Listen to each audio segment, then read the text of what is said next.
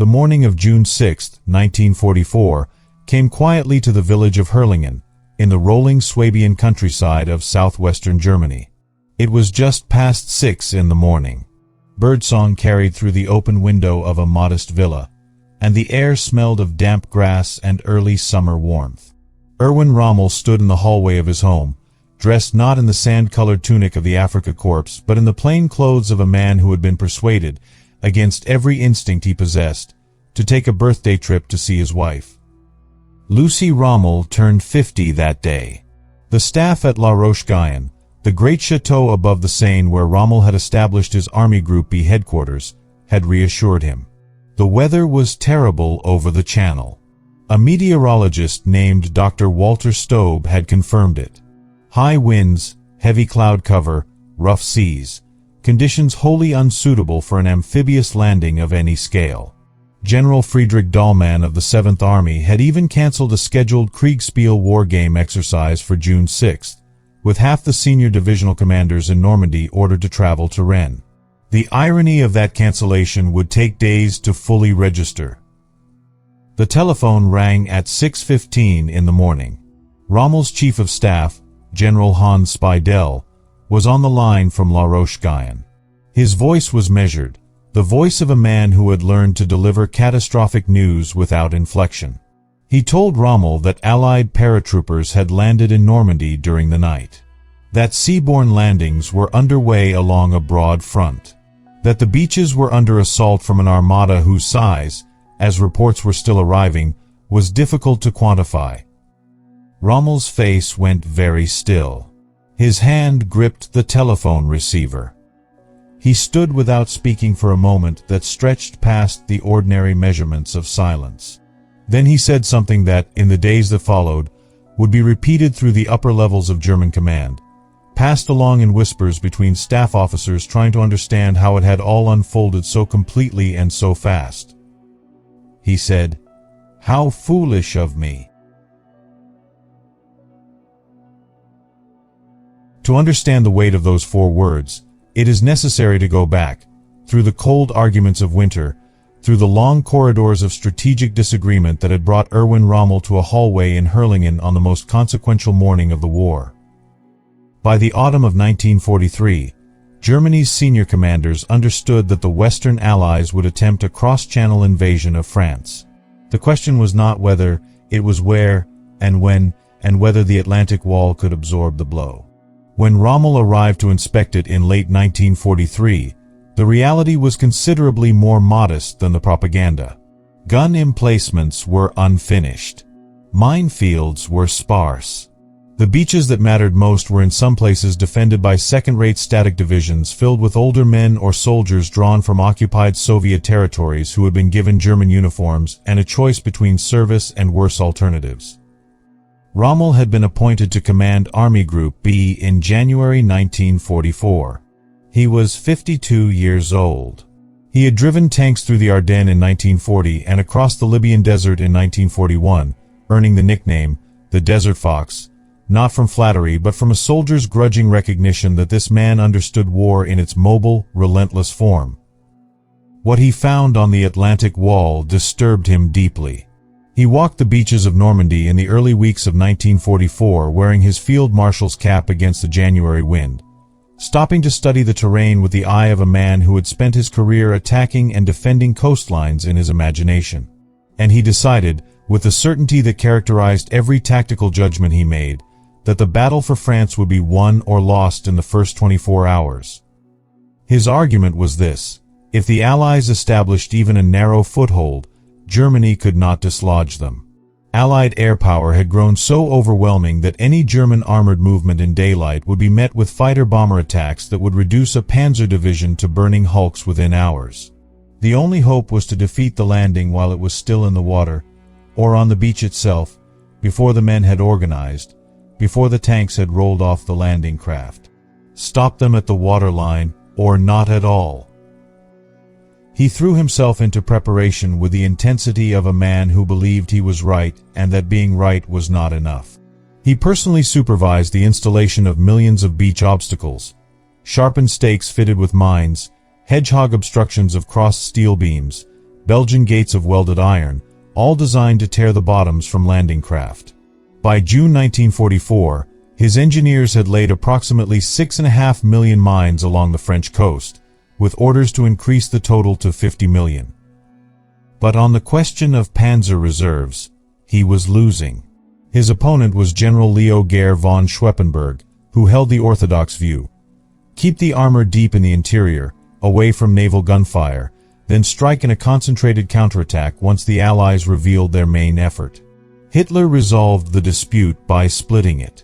Some panzer divisions were positioned close to the coast. Others remained deep in reserve. And 5 critical divisions were placed under Hitler's personal authority. They could not be committed without his direct order. Rommel, who understood that Hitler slept late and did not like being woken with bad news, knew precisely what that meant. He also understood the weather problem. The senior German meteorologists in France had told him, repeatedly and with confidence, that early June offered no acceptable invasion window. The tides were wrong. The seas were wrong. He believed them. He believed them because the alternative, that the Allies possessed meteorological intelligence he lacked, was a possibility too unsettling to dwell on. He went home to see his wife. He left for La Roche-Guyon within minutes of Spiedel's call, moving with the controlled urgency of a man who has decided that recrimination can wait. His staff car covered roughly 900 kilometers between Hurlingen and the chateau in a drive that lasted the full day, and during those hours, the situation in Normandy was transforming, hour by hour, into something none of the German commanders had fully modeled in their worst projections. The reports painted a picture that those receiving them struggled to accept. It was not simply the breadth of the attack, landings on 5 named beaches stretching across 50 miles of Normandy coastline. It was not simply the paratroopers who had dropped overnight, the American 82nd and 101st Airborne Divisions in the Cotentin Peninsula, the British 6th Airborne Division seizing bridges over the Orne River at Benouville. It was the sea itself. From the cliffs above the Normandy beaches, German soldiers looked out at the channel and saw something that, by every account that survives, stopped speech. The horizon had disappeared. In its place was a mass, a dense, gray, impossible mass of ships that stretched from one edge of vision to the other and did not end, did not thin, did not give way to open water. Warships with their long gun barrels already elevated and firing. Destroyers cutting fast wakes through the choppy water. Landing craft by the hundreds, by the thousands, churning toward shore in long diagonal lines. A German officer at a cliff observation post above Omaha Beach put down his binoculars and said nothing for a long time. His signalman, waiting for a report to transmit, later recalled that the officer's hands were perfectly still. Not trembling, still. The kind of stillness that comes when the mind stops processing because it has reached the limit of what it can accept. The total Allied naval force committed to Operation Neptune comprised approximately 6,939 vessels, 1,213 warships, 4,126 landing craft, 736 ancillary craft, and 864 merchant vessels. The warships included 5 battleships, 23 cruisers, and 104 destroyers. Their main guns threw shells that weighed over a ton, fired at targets several miles inland. The 156,000 Allied troops who crossed the Channel on June 6, Americans, British, Canadians, Free French, Poles, Norwegians, and men of a dozen other nationalities, came ashore on beaches designated Utah, Omaha, Gold, Juno, and Sword. At Omaha, the landing was catastrophic in its opening minutes. The bombardment had overshot the German defenses. Most of the amphibious tanks had sunk in the rough water. The men of the 1st and 29th Infantry Divisions hit the beach against defenses that were largely intact. The German 352nd Infantry Division, which had moved into the sector just weeks earlier without anyone updating Allied intelligence, was waiting for them. Casualties that day ran from 1,000 to over 2,000 Americans on that single stretch of sand. Sergeant John Ellery of the 1st Division later described crawling through bodies at the waterline, the sand dark and wet around him. The air full of sounds, he said, did not resemble anything he had heard before or since. He kept moving. Most of the men who survived Omaha kept moving, because stopping meant dying. But Omaha was not the invasion's failure. By mid-morning, soldiers were climbing the bluffs. Across the other 4 beaches, the landings achieved their objectives more cleanly. Brigadier General Theodore Roosevelt Jr., 56 years old, son of the former president, had waded ashore at Utah with the first wave, surveyed the situation, and declared words to the effect that they would start the war from right here. He would be dead of a heart attack 5 weeks later, posthumously awarded the Medal of Honor. Rommel reached La Roche-Guyon in the late evening of June 6th. He went immediately to the situation maps. His staff officers stepped back as he approached the table. He stood over the positions for a long time, studying the beachhead extent, the failed counterattack attempts, the disposition of the panzer divisions, the locations where the armored reserves had been held back. Hitler remained convinced the Normandy landing might be a feint before the real blow fell at the Pas de Calais. Operation Fortitude, the Allied deception built around a fictional army group commanded by General George Patton, was still successfully holding the German strategic reserve in place. He said nothing for several minutes. His staff said nothing, waiting. Then Rommel turned from the maps. And he said what officers present recorded, what was repeated, what passed into the historical record with the weight of a man confronting the full consequence of every decision he had made and every argument he had lost. He said, "We've lost the battle. The war, perhaps." He did not collapse. He did not rage. Those who had served with Rommel for years knew that his worst moments were always quiet, that the louder he was, the more manageable the crisis. When he went silent, when his voice dropped to almost nothing, that was when his staff understood the true measure of what faced them. In the days that followed, Rommel worked with the systematic desperation of a general who understood that his strategic window had already closed but could not permit himself to stop. The 12th SS Panzer Division, the Hitlerjugend, filled with teenagers raised to die for the Reich, moved toward the British and Canadian front with a ferocity that would make the battles around some of the most brutal of the entire Western campaign. The Panzer Lehr Division began its movement on June 6th and arrived precisely as Rommel had predicted, under continuous Allied air attack, losing vehicles throughout the daylight hours, arriving at the front exhausted and already diminished. The 21st Panzer Division, closest to the beaches, had actually reached the coast between Sword and Juno late on June 6th, a narrow corridor through which a German thrust might have split the British beachhead. The division reached the water. Its tanks were there. And then the gliders came.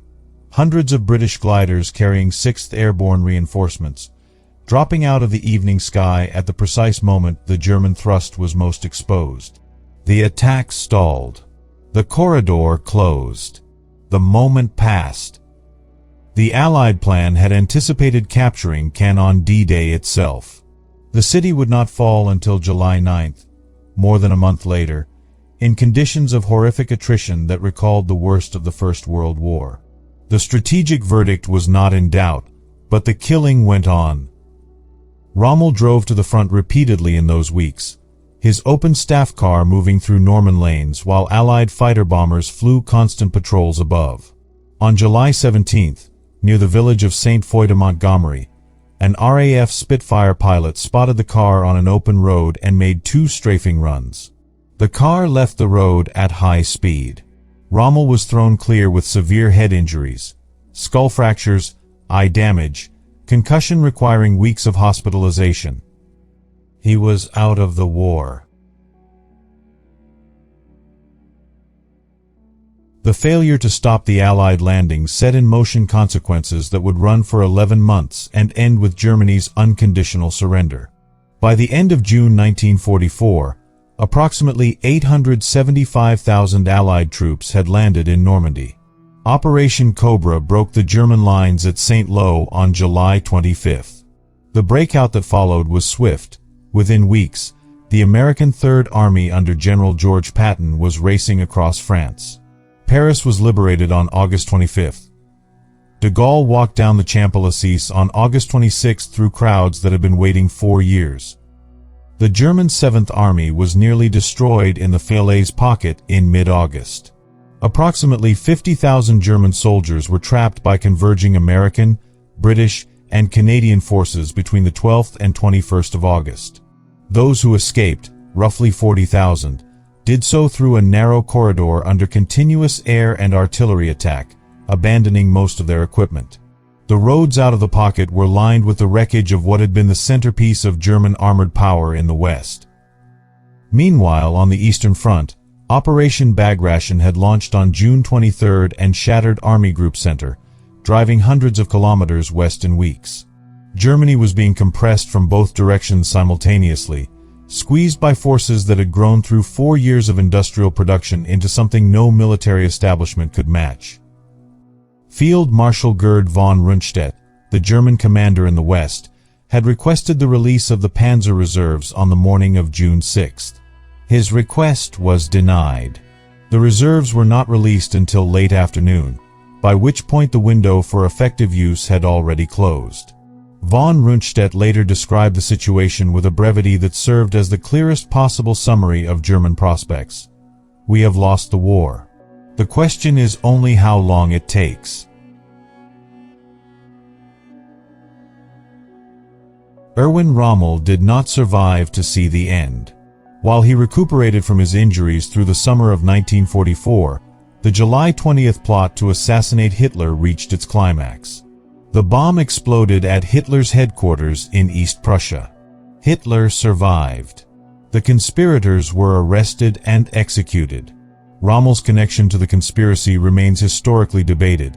He had been approached by some conspirators, but whether he gave active assent was never definitively established, because the Gestapo built its case from testimony extracted under torture.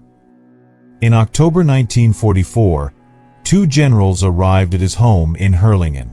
They brought a choice. He could face a public trial before a people's court, almost certain execution and likely reprisals against his family. Or he could take poison and be given a state funeral with full military honors, his family protected. He had 15 minutes to decide. He went upstairs. He told Lucy what was happening. He told his 15-year-old son Manfred, who had been home on leave and who would spend the rest of a long life trying to describe what those minutes were like. Then Rommel walked out to the car and was driven away. He was dead within minutes. The official announcement said he had died of his July wounds. Thousands lined the streets of Ulm for his funeral. Hitler sent a wreath. Manfred Rommel became mayor of Stuttgart, serving for many years as a committed Democrat.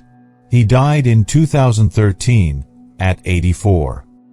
He said in one late interview that his father had understood by June of 1944 that the war was lost, that this was not defeatism but calculation, the cold arithmetic of a man who had spent his life measuring forces against each other. The arithmetic, by June 1944, had only one answer. Hans Speidel, the man who made that telephone call, survived the war and went on to command NATO ground forces in Europe, helping shape the rebuilt German military's integration into the Western Alliance. In his memoir, published in 1950, he returned to those weeks before the invasion with retrospective clarity, describing Rommel's certainty about the beaches and the first 24 hours, and the particular anguish of a commander who had been right about everything except when the moment would come. The summer of 1944 did not end the war quickly. The Arnhem landings failed in September. The Ardennes offensive came in December, and for weeks it felt, to the men in snow-covered foxholes, as though June's certainty had been an illusion. It was not. By spring 1945, Allied forces were crossing the Rhine. On May 8, 1945, 11 months and 2 days after the landing, the war in Europe was over. Return, for a moment, to that hallway in Herrlingen. To the telephone call at 6:15 in the morning of June 6, 1944. To the field marshal standing with the receiver in his hand, birdsong still audible outside, the ordinary life of a summer morning assembling itself around a man receiving the confirmation of his worst fears. How foolish of me! The precise words are disputed. Some accounts record slightly different phrasing, some suggest the sentiment came later, some note that the German original resists clean translation. What is not disputed is the quality of the moment. A man who had spent months arguing that he needed to be at his post, that the invasion would come without warning, that the weather forecasters could be wrong, that man had been persuaded to leave. He drove 900 kilometers to get back to a headquarters from which he could no longer change what had already been changed. The battle he had wanted to fight, at the waterline, in the first hour, had been fought and lost while he was on a country road. The ships were there. They had always been coming. From the ports of southern England, from the planning rooms and fabrication yards and training beaches, the Armada had been building and moving and arriving. When the German soldiers on the Norman cliffs put down their binoculars and looked at the horizon that was no longer a horizon, they were looking at the answer to a question Germany had asked in 1939 when it decided that Europe could be remade by force. The answer had arrived on 5 beaches, in 6,939 vessels, in the bodies of 156,000 men who had crossed a cold sea because someone had to cross it. Rommel had understood, before anyone else in the German High Command, what that armada would mean. He had spent months building the wall that might stop it and arguing for the strategy that might defeat it. And in the end, he had been on a country road in Germany when it came. He had been right. About the beaches. About the first 24 hours. About what would happen if the Allies got ashore. And being right, when it was too late to act on the rightness, was its own kind of defeat. The men on the beaches did not know his name, most of them. They knew the cold water and the sand. They knew the names of the men beside them. They crossed and held the ground, and the ground held, and the wall cracked open, and the war came home.